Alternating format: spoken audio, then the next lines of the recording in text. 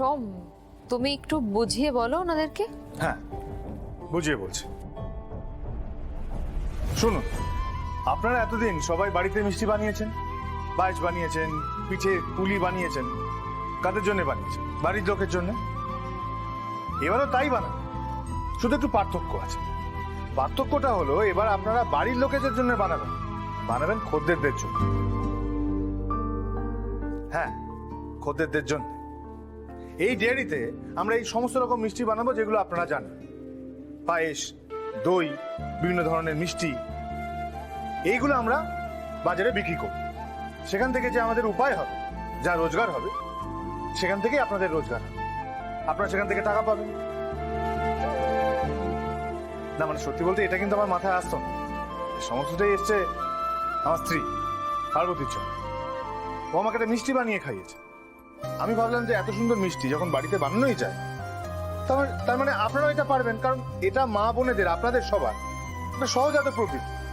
এটা আপনারা পারেন, তো সেটাকে আমরা কাজে কেন লাগাবো? কিন্তু দাদা, এটা কিনবে কারা?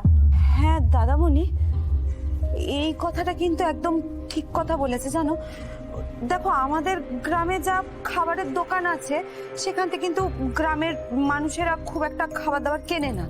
আর আমাদের গ্রামে অলরেডি দুটো মিষ্টির দোকান আছে, লোক তো সেখান থেকেই মিষ্টি কেনে। হ্যাঁ, কিনুক না রত্না, কিন্তু দেখো এই ভুবনপুরের বাড়িতে বানানো মিষ্টির কদর ভুবনপুরে না থাকতে পারে, কিন্তু শহরে তো আছে। শহরে? কিন্তু পার্বতী, শহরে একটা দোকান নিতে গেলে কত টাকা খরচা হবে? আমি বলছি কি, যে আমরা যদি দোকান না দিয়ে আমরা যদি একটা গাড়ি করে রোজ তাজা মিষ্টি বানিয়ে এরকম পালা করে করে 2-3 জন গিয়ে শহরে বিক্রি করি, তাহলে তো দোকান দিতে হচ্ছে না, আর আমাদের কাজটা হচ্ছে। ঠিক বলেছে। সেই মিষ্টি বিক্রি করে যে রোজগার হবে, যে টাকা আসবে, তার থেকে আমরা একটা ভাগ সরিয়ে রাখবো, যাতে পরের বার আবার ওই মিষ্টি তৈরি করতে পারি, সে কাঁচামাল কেনার, বিভিন্ন দ্রব্য কেনার জন্য। এবং আরো একটি ভাগ সরিয়ে রাখবো আমাদের ডেয়ারি ফান্ডের জন্য। এই ধরুন, কারোর কোনো দরকার হলো অর্থের, কোনো মা বোনের কোনো বিপদ হলো, বা কোনো ধার করলেন, তারা চুক্তি মতো সেখান থেকে ধার করবেন এবং সঠিক সময় সেই ধার আবার শোধ করে দেবেন। আর যে রইল বাকি টাকাটা, যে অংশটা, সেটা আপনাদের রোজগার, আমাদের রোজগার।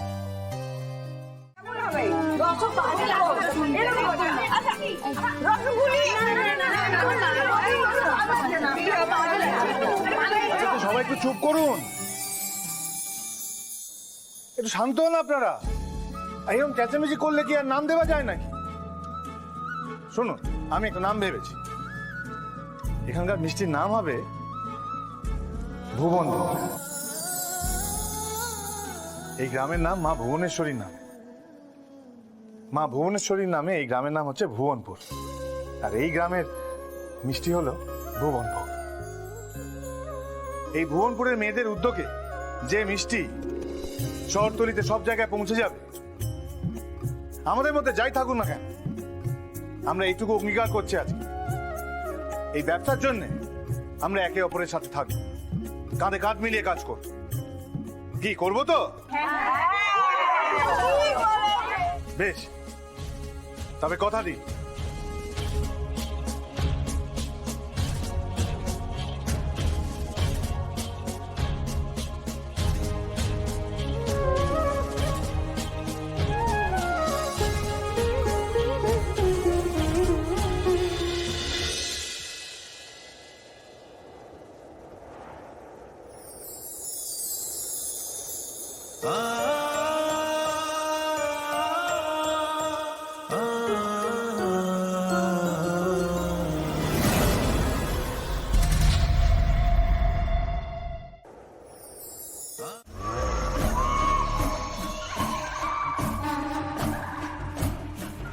মুদি হলো ময়রা, আর দেখার কি আছে? আপনি আমার ব্যাপারটা কিছুতেই বুঝতে চাইছেন না রায় সাহেব।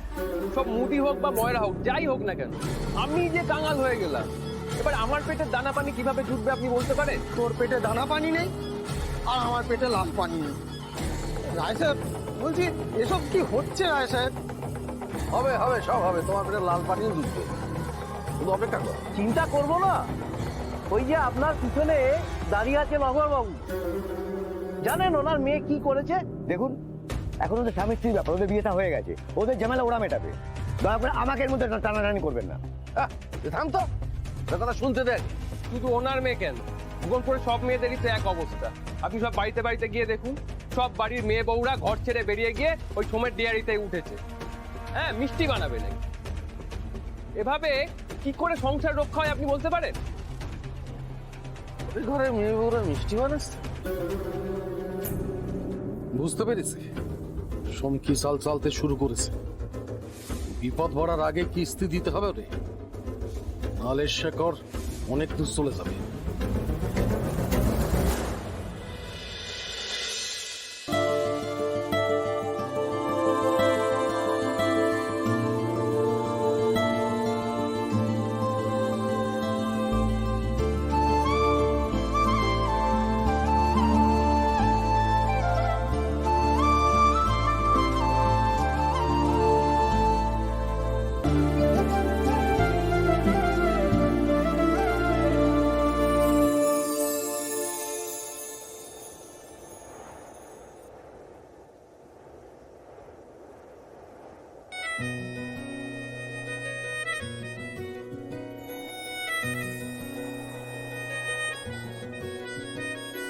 তুমি ওই রামধনু জল আকাশ, আমি পথেরই ধুলো। তোমারই জন্যে স্বপ্নের রাজকন্যে বেঁধেছি বাসা মনের জানলায়। তোমারই জন্যে স্বপ্নের রাজকন্যা।